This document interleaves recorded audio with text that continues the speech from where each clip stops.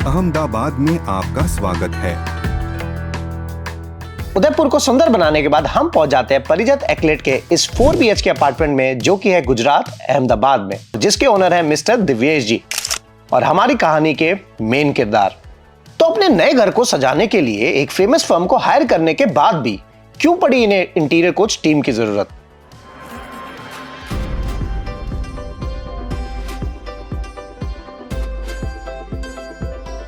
तो दिव्येश जी का घर था 70th फ्लोर पर, जिस पर जाती थी एक प्राइवेट लिफ्ट। इस 5000 स्क्वायर फीट वाले घर के बालकनी के व्यूज देखने लायक थे। और जो इस घर की मेन यूएसपी थी कि foyer, drawing room and balcony सब एक ही लाइन में थे, जिससे सिर्फ एक ड्राइंग रूम ही अपने आप में एक स्टूडियो अपार्टमेंट लग रहा था। अब क्योंकि दिव्येश जी अपने घर का काम एक फेमस इंटीरियर एग्जीक्यूशन फर्म से करवा रहे थे, जिसकी वजह से मुझे इनिशियली कुछ प्रॉब्लम तो दिखी नहीं और सब कुछ स्मूथ जा ही रहा होता है, तभी मेरी नजर पड़ती है इनकी सीलिंग पे और एक स्मूथ विजिट एक अलग ही मोड़ ले लेती है। और साथ ही साथ मुझे एक चीज पता चलती है जो ये बड़ी फर्म्स धड़ल्ले से कर रही है। चैप्टर 1, नाम बड़े दर्शन छोटे। Design problem number 1, balcony design. तो बालकनी के पास कोई दीवार तो थी नहीं। उसको डिजाइन करने के लिए हमने लिया एक प्लांटर, जिसके नीचे डाली है प्रोफाइल लाइट। सीलिंग के लिए हमने चूज किया मेटल परफोरेटेड सीलिंग। एक हमने डाला छोटा सा बार काउंटर हाफ हाइट का, और साथ में इसकी फील को बढ़ाने के लिए हमने लिया एक डिजाइनर स्विंग। फिफ्थ एलिमेंट जो हमने चुना यहाँ के लिए वो थी लाइट ग्रे कलर की टाइल, क्योंकि हमारे पास ऑलरेडी विंडो का ब्लैक फ्रेम था, तो उसको अपील के लिए हमने लाइट ग्रे चूज किया। और बालकनी में एक वार्मथ एंड कोजी फील के लिए हमने यहाँ पे डाली कुछ सिलेंड्रिकल लाइट। तो जो इनकी बालकनी दिखी वो दिखी कुछ ऐसी। Design problem number 2, no window. अब दिव्येश जी के घर में विंडो तो बहुत सारी थी, लेकिन बालकनी सिर्फ एक थी और इनको हर विंडो में चाहिए थी बालकनी। तो यहाँ पे हमने स्मार्टली प्ले करते क्या किया, हमने यहाँ पे इंट्रोड्यूस किया बे विंडो को। और वो कैसे, सरा जानते हैं? तो लो सीटिंग पूरी सी शेप की बना दी है ऐसे, ओके, ताकि 10-12 लोग फैमिली के आ गए और यहाँ बैठ के उनको डिस्कस करना है जो भी है। अच्छा अच्छा, तो वो भी बनाते हैं, पर उसमें फिर क्या होता है कि वो access to the window is gone, क्योंकि वो पूरा कवर कर लेता है। ठीक है, तो यहाँ बे विंडो बना देता हूँ, सिटिंग की कोई लेटना भी चाहे तो इधर ही लेट गया। अच्छा। और विंडो का पूरा व्यू आ गया। तो ये बेसिकली आपका ना मी कॉर्नर हो जाएगा, सी अलग से। और यहाँ पे ऐसी, जैसे यहाँ पे ऐसे हुआ, थोड़ा सा यहाँ पे इतना बाहर आ, ये शेल्व्स हो गई इसके अंदर।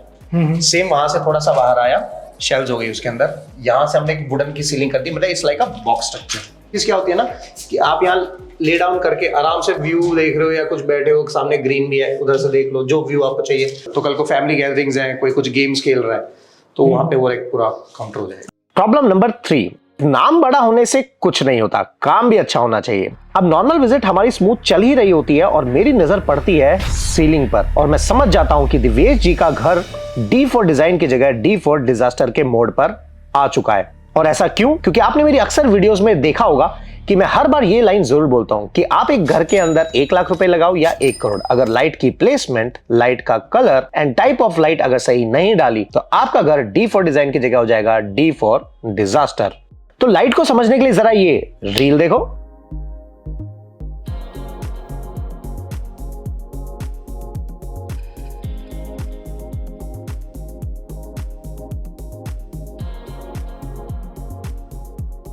अब मैंने अपनी वीडियो में डिटेल में सिखाया हुआ है कि लाइट प्लेसमेंट कैसे होती है, बट चैनल हमारा हैक हो चुका है, तो जैसे ही चैनल वापस आएगा आपको वहां से लिंक मिल जाएगा।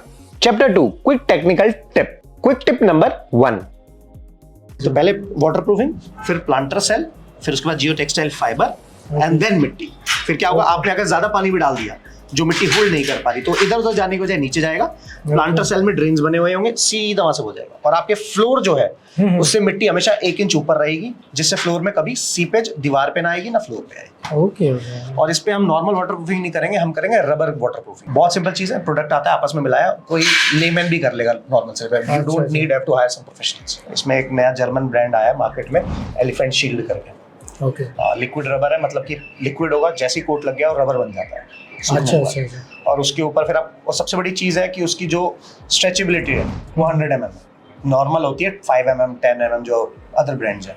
मतलब क्या होता है ना, इतने बड़े स्ट्रक्चर में ना कॉन्ट्रैक्शन एक्सपेंशन चलता रहता है। वो हमें नहीं फील होता, लेकिन चलता है।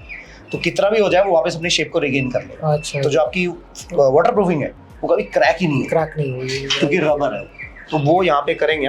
क्विक टिप नंबर 2, तो बेसिकली वो इस ग्रिल रेलिंग के टॉप से और बस यहीं तक रहेगा। अच्छा, इतने डिस्टेंस बस में ही इतना है। नहीं रहेगा। Okay, so you can clean on both sides. हाँ, तो मैं उसको लगाऊंगा ऐसे यहाँ पे और इसी के ऊपर चला गया, मतलब कि इस पॉइंट पे, Right. इसी के जस्ट ऊपर से। तो नॉर्मल क्या होता है, एक हुक आता है स्क्रू वाला, वो बस ऐसा इसमें टाइट किया, सीलिंग में टाइट किया और वायर को टंगा दिया। तो नीचे से भी हुक हो गया, ऊपर से भी हुक हो गया, जैसे नंबर ऑफ स्ट्रिंग्स हो गए और हॉरिजॉन्टल आ गया। तो ना कबूतर उसमें बैठ पाएगा ना अंदर आ पाएगा। क्विक टिप नंबर 3, तो ये हमेशा बाहर लटकता रहता है, फिर आप वाइट छुपाने के लिए वाइट पाइप लाओगे, पीछे क्लिपिंग करोगे, राइट। वो फायदा नहीं है। तो जब वो करे तो अंदर एक पाइप डाल देंगे पहले, जिसमें से ड्रेन का पाइप अंदर से सीधा नीचे। क्विक टिप नंबर 4, और इसमें स्टोन का भी डिसाइड नहीं किया है, वो लोकली प्रोक्योर करना है। ग्रेनाइट ही ले, क्या ले, क्योंकि आपके बहुत वीडियोस देखे हैं, पर आप क्वार्ट्ज पे चले जाओ, कोई इशू नहीं, you can go with the quartz. पर वो गर्म चीजें रखने से नहीं, कोई दिक्कत नहीं आएगी। वो तब होता है जब एक्चुअली बहुत ज्यादा ही रफ यूज होगा किचन का, तो उतने मेंबर्स भी नहीं है, और ठीक है, कोई दिक्कत नहीं है, you can go with the quartz. Granite को अवॉइड कर सकते हो, आपके लिए क्वार्ट्ज ठीक है। क्विक टिप नंबर 5, आते हैं, उन्होंने कुछ डायमंड बोला हुआ है। डायमंड एक्चुअली बेसिकली पॉलिश तो सेम ही होती है, लेवल ऑफ क्या कहते हैं स्क्रबिंग या घिसाई बढ़ता चले जाता है। जैसे अंकल को पता होगा, घिसाई में बट्टी डलती है, 0 नंबर, 100 नंबर, 500, 1000। तो नॉर्मल जो पॉलिश होती है, जो अपने यहाँ दिल्ली में तो बहुत स्कैम चलता है, अच्छा। बोलेंगे डायमंड, तो बट्टी जो चलती है और नंबर जो चलता है स्क्रबर, वो 5000 का चला के बोल देंगे डायमंड है। एक्चुअल जो पॉलिश होती है वो जाती है 15,001 नंबर तक, 5000, 6000, 7000, 9, 10, 11, 13, 15, 15001, दैट इज डायमंड। और फिर फील आ जाएगी ये, जैसे स्क्रीन आ रही है बिल्कुल as it is, you can see your reflection. अच्छा, वो 5 स्टार होटल में जैसे दिखता है, वो होती है एक्चुअल डायमंड पॉलिश। ओके। यहाँ पे क्या होता है कि फिर वो डिपेंड करता है रेट पे। अब लोगों को मार्केट में चाहिए सस्ता, तो 45 में कर देते हैं तो 5000 पे, 65 में किया तो फिर वो 7000 तक, और अगर जाना है आपको 15000 एक नंबर तक एक्चुअल डायमंड पॉलिश में, फिर जाएगा रेट 75, 85, 95 तक। अच्छा, उतना चला जाता है। क्विक टिप नंबर 6, तो इसके ऊपर कभी भी फ्लोर में, वॉल में, कहीं भी लाइजॉल, हार्पिक, डिटर्जेंट, डिटॉल डालना ही नहीं है। डाइवर्सी कंपनी का केमिकल आता है टास्की, R2 है कि R3 है, वो मैं आपको मेंशन करके भेजूंगा। ओके। कभी मत करना, नहीं तो मैंने एक वीडियो डाला था, अभी तो मेरा चैनल ही हैक हो गया।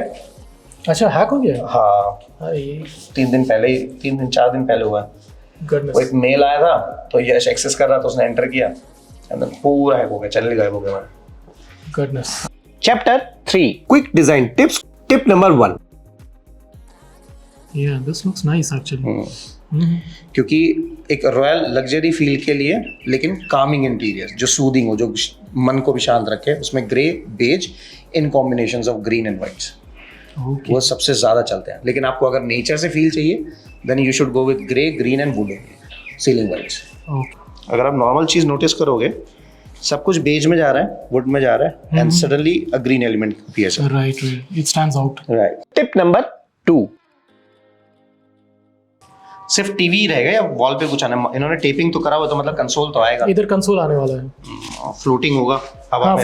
फ्लोटिंग कंसोल आएगा, करीब इतना बीच में ओपन रहेगा, वो इतना तो बाहर निकलेगा ही निकलेगा ना, तो फिर जब पैसेज को थोड़ा ऑब्स्ट्रक्ट करेगा, थोड़ा करेगा। मैंने उनको ये भी बोला था कि ये वॉल को शायद 10-15 इंच कम कर दो, तो कर दो, that would make more sense. नहीं तो ना, देखो ना, मैं इतनी ग्रैंड एंट्री लिफ्ट से लिया, राइट, फ्लोर पे आया, एक अच्छा सा लुक मिला, मिरर का, वार्म लाइट्स, मुझे एक वार्म वेलकम मिलता है, and then I start walking, beautiful view, and then suddenly there is an obstruction. TV चाहिए ही, तो जैसे एल शेप सोफा आ गया, और यहाँ पे एक छोटी हाइट का नॉर्मल जो कंसोल होता है, जो फोयर पे रखा है, वो कंसोल आ गया, इतना चौड़ा, करीब 3.5 फुट का, विड्थ हो गई उसकी करीब 1 फुट की। Suppose it start from here, ends here, और इसी के अंदर टीवी आ गया। जब आपको टीवी चाहिए, इट कम्स आउट, वो गिरता नहीं है, टीवी बाहर निकलता है, उसके पीछे फ्रेम होता है। जब आपको यूज करना है, बटन दबाए, टीवी बाहर आ जाएगा, बटन दबाए, टीवी अंदर चला जाएगा। बट उसके लिए एक छोटा सा प्रॉब्लम है यहाँ पे, कि फ्लोर आपका लगा हुआ है, तो मुझे यहाँ एक नीचे से वायरिंग पॉइंट चाहिए होगा, वो बात सही है। टिप नंबर 3, जैसे यूनिट बाहर आ गया अपना, उसके सेंटर में ग्रूव काट के लाएंगे, अच्छा, प्रोफाइल लाइट डालने के लिए। ओके। और मैं सेंटर में नहीं, मैं कोने में देता हूँ, वो भी 45 डिग्री एंगल। हाँ, मैंने देखा आपका वीडियो वाला, राइट, उसमें क्या लाइट ऐसे रहता है, ना इधर पहुंच पाता है ना इधर, और ये पूरा ब्लैकआउट हो जाता है। राइट। 45 डिग्री में एक एंगल बनता है, जो लाइट ऐसे गिरता आता है पूरा, तो पूरा स्लैब कवर हो जाता है। Tip number 4। हाँ फ्लश डोर ये बन के आ जाएगा, कितना टाइम लगता है? होम वाले नहीं कर रहे इसके लिए, उनको बोलो ना करने के लिए। नहीं वो नहीं कर रहे हैं। ये तो गड़बड़ है ना। देखो ऐसे डोर ये समझ आते हैं, फिर तो मैं टेस्ट समझूं आपका, ये समझ आता है डोर? ये मेरी हिंदी समझ जाएंगे ना। अपना फ्लश डोर आ गया नॉर्मल, जो चौखट में मोल्डिंग लगती है, देखो इधर जो ये लगी होगी ना अंदर, ये मोल्डिंग ऐसे लकड़ी की दुकान पे जाने का ताज मोल्डिंग बोल देना। मैं डायमेंशंस लिख के दे दूंगा, कितनी चौड़ी कितना। ताज मोल्डिंग लाना और इस दीवार पे मैं सेक्शन बना के दे दूंगा। ओके ठीक है। मोची कील लेके और मैं ठोक देना। ये हो गई हाफ राउंड और इधर ये टेपर मोल्डिंग आ गई। ठीक है। यही सेम मोल्डिंग ऐसी आती है कार्विंग्स में, लगा देना। जो आपका टेस्ट है ना उस हिसाब से ये दरवाजे जाएंगे। अच्छा अच्छा। जो जितना मेरे को अभी तक समझ आ रहा है, क्योंकि वुड शेड ना जो आप थीम चाह रहे हो उसमें बात बनेगी नहीं। Right right. इस पे तो पेंट हो जाएगा ना डायरेक्ट, रॉयल वो पेंट करेंगे। हाँ पेंट करेंगे। तो रॉयल ही कर रहे हैं, तो रॉयल पेंट के ऊपर ही इसी के ऊपर रॉयल हो जाता है। तो फिर मेलामाइन कुछ करने की जरूरत करने की जरूरत नहीं है। टिप नंबर 5, ग्रिड शीट्स दिए हुए हैं। हाँ। क्योंकि पाइपिंग सबके नीचे है हाँ। और गीजर भी इसके ऊपर लगाना है, हाँ। तो और कुछ कर नहीं सकते इस सीलिंग के लिए। हाँ, बिल्कुल। तो बाथरूम में कोई भी चेंजेस करना मुश्किल है, यही सीलिंग रखना पड़ेगा। नहीं कि इस सीलिंग में भी ये तो सिंगल सीमेंटेड शीट है ना। हाँ। और भी डिजाइनर शीट्स आती है वो डाल देना। बस मार्केट में जाना, जो फॉल सीलिंग वाला है ना उसी को बोलना सैंपल लेके आ जाए, जो ये कर रहा है इस वक्त। अच्छा। जो जिप्सम करता है वो ग्रिड भी करता है, उसको बोलो सैंपल ले आओ। 3D 2D सब आता है। चाहो तो इसी ग्रिड में फायदा क्या होता है ना, आप यहाँ कोई भी चीज को ऐसे रख सकते हो। Eventually you can place black tinted mirror, copper mirror या लैकर्ड ग्लास, शाइनिंग एक्रिलिक शीट, जो भी आपको चाहिए। तो अगर एक्रिलिक डाल दिया और पीछे अंदर लाइटें डाल दी तो ऐसा लगेगा पूरा स्काई है। ओके। तो ऐसी भी चीजें हैं। तो मैं लिख लेता हूँ, उसको बोलना सैंपल दिखाए लाके। टिप नंबर 6, ये कर्टेन्स नहीं लेने आपको, सामने जो लग रहे हैं ना नॉर्मल कर्टेन्स में भी 6 टाइप के डिजाइन्स बनते हैं। एक होता है स्टिचिंग नॉर्मल आ गया, एक होता है कर्टेन का स्टिचिंग आके वी बनता है फिर खुलता है। अच्छा अच्छा। एक कर्टेन का स्टिचिंग ऊपर, नीचे और एक बॉटम में। ओके। तो मैं उस स्टिचिंग के डिजाइन आपको भेज दूंगा। चैप्टर 4, इस बार हमने कुछ किया अलग। वो नॉर्मल घिसी पिटे टेस्टिमोनियल से बढ़िया हमने सोचा क्यों ना अपने क्लाइंट के साथ खेलते हैं एक rapid fire round. Thorough, fabulous. I would say it's fantastic. I think it's trust. Always on budget. Something that works everywhere and anywhere. Well, Manish is a star, no doubt. Fuck a pigeonhole, I'm a night owl, it's a different mode. I'ma have to make a pain of 6 on. It's a brand, and I think it's just going to grow. It has a future, but it has to integrate with offline presence. हर आदमी का सपना होता है. So I've been following them for last 3 years. They are amazing.